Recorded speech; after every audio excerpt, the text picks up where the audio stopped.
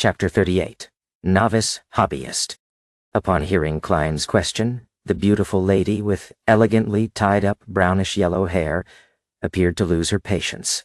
However, she maintained her smile and said, "Our members are free to do divination for others in the club. They also have their prices, and we take a very tiny cut as a fee.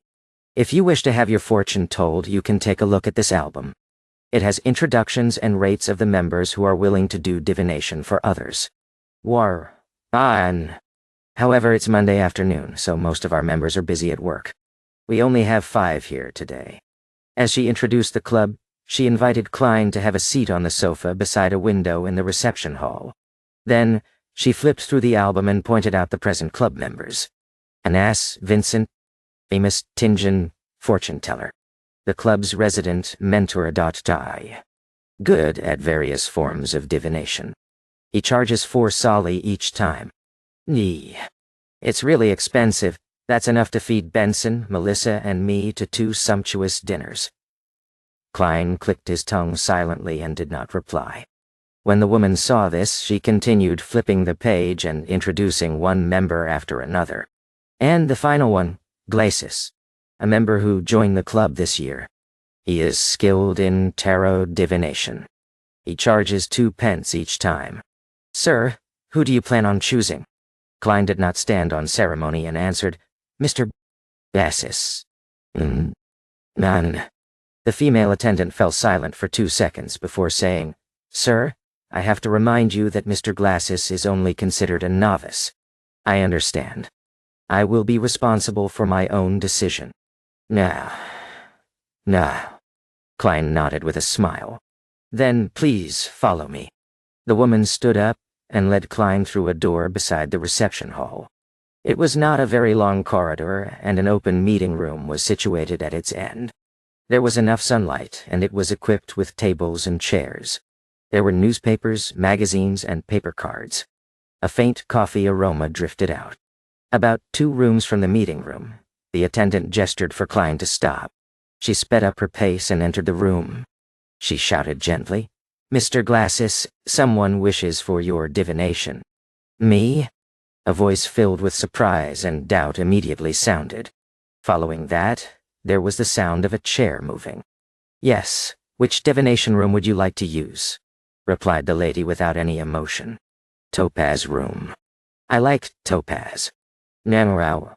Glacis appeared by the meeting room's door and looked curiously at Klein, who was waiting not far away. He was a man in his 30s. His skin was slightly dark and his pupils were a dark green shade. Under his light, yellow and soft hair, he was dressed in a white shirt and black vest. A monocle hung from his chest and he seemed to have a good disposition. The attendant did not say anything further as she opened the door to the Topaz room, which was next to the meeting room. The curtains inside were tightly shut, making it dim. It appeared that only by doing so would one gain revelations from the gods and spirits to obtain an accurate divination outcome. "Hello there. I'm Glacis. I never expected you to choose me for your divination." "Wandi." Glacis gave a gentleman's bow, briskly stepped into the room, and sat behind a long table. "Frankly, I'm only attempting divination for others. I do not have much experience. For now, I'm not a good fortune teller. You still have a chance for regret."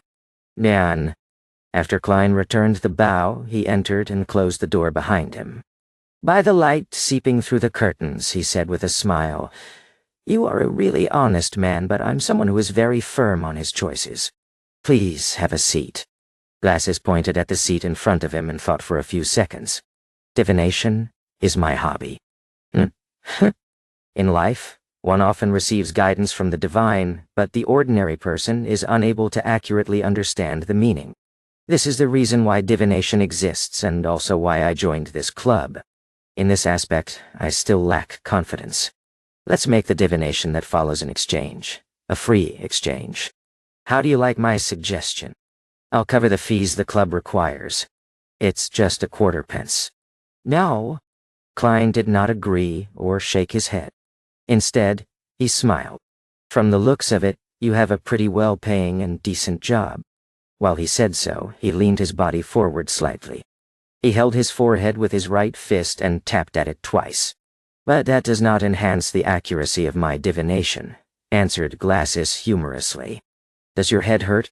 Do you want to divine problems regarding health? A little. I wish to divine where an item is. Nadirat. Klein had already thought of an excuse as he slowly leaned back. In his eyes, Glasses's aura clearly presented itself.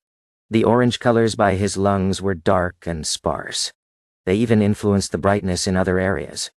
This is not a symptom of exhaustion, Klein nodded in an indiscernible manner. Are you searching for a lost item?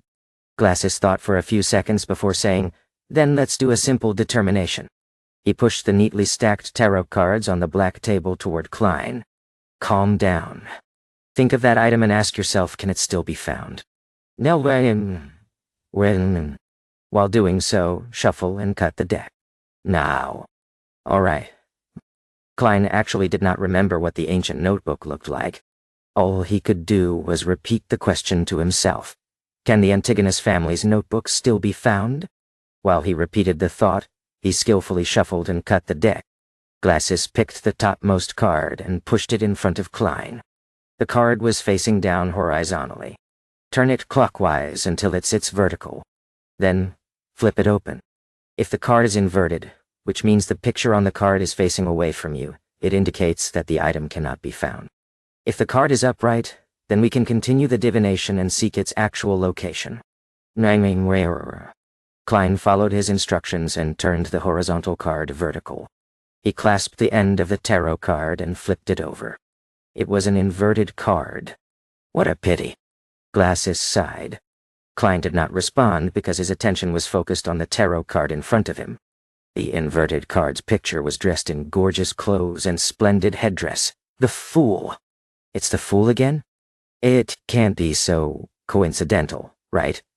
According to the Hanged Man and Old Neil, divination is the outcome of the communication of spirituality and the spirit world with a higher dimensional me. Tarot cards are only a convenient tool to read what the truth symbolizes.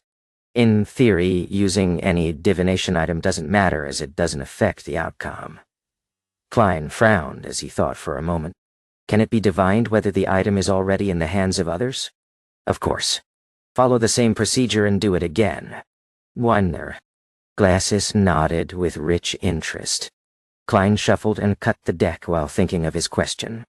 He drew a card and placed it horizontally before turning it vertical clockwise. He finished all the preparations with a serious expression. Taking a deep breath, Klein reached out his hand and flipped over the tarot card. Please do not be the Fool again. While praying, he suddenly relaxed because the card was that of the Star, and it was inverted. From the looks of it, the item has not been taken by others yet, interpreted Glasses with a smile. Klein nodded and raised his right hand. He tapped his glabella, looking as though he was deep in thought. Then he took out 2 pennies with a dark copper luster from his pocket and pushed it towards Glasses. Didn't I say it was free? Glasses said with a frown. Klein laughed as he got up. This is the respect divination deserves. All right, thank you for your generosity. Glasses stood up and reached out his hand. After shaking his hand, Klein took 2 steps back and turned around. He walked to the door and twisted the doorknob. Just as he was about to leave, he suddenly turned his head and made a terse sound. Mr. Glasses, I suggest that you see a doctor as soon as possible. Focus on your lungs. Nanikawat. Why? Asked Glasses in surprise. Are you cursing me because you aren't pleased with the divination results? Klein thought for a moment before saying, It's a symptom based on the color of your face. Well, your glabella seems dark. Nah. Glabella seems dark. It was the first time Glasses was hearing such a description. Klein did not explain further as he walked out the room with a smile. He closed the wooden door behind him. Is he an unlicensed doctor or a herbalist? Glasses shook his head, amused. He then picked up his monocle for divination. On careful look, he realized his glabella was indeed dark. But this was a problem of the environment. In the darkness, due to the closed curtains, not only was his glabella dark, his entire face was shrouded in darkness. It's not a very likable joke, Glasses muttered. He worriedly divined his own health to make sure that everything was all right. None. Ron. After leaving the divination club, Klein had an additional plan for the future. It was to save as much money as possible to pay the annual fee to become a member of the club, after which he could begin acting as a seer. As for why he did not choose to do it independently, it was because he temporarily lacked the resources and channels. He could not bring himself to stand on the streets as a hawker since he cared for his reputation. A few minutes later, the public carriage arrived. He spent 2 pence and reached Zoutlin Street, which was not very far off. He pushed open the door to Blackthorn Security Company, but did not see the familiar brown-haired girl. He only saw the black-haired, green-eyed Leonard Mitchell with his poetic bearing behind the reception counter. "Good afternoon. Where's Roseanne?" Klein asked after taking off his hat and bowing. Leonard smiled and pointed at the partition. "It's her shift tonight at the armory." Without waiting for Klein to ask another question, Leonard said as though he was pondering over a matter, "Klein, I have a question that has always puzzled me." "What is it?" Klein wore a blank look. Leonard stood up and smilingly said with a relaxed tone, "Why did Welch and Naya commit suicide on the spot while you returned home?" "It likely has to do with how the unknown existence made me take the Antigonus family's notebook away to hide it," answered Klein with the official surmise. Leonard paced around before turning to look straight into Klein's eyes. "If your suicide was meant to silence you and wipe out any clues, why weren't you made to destroy the notebook there and then?"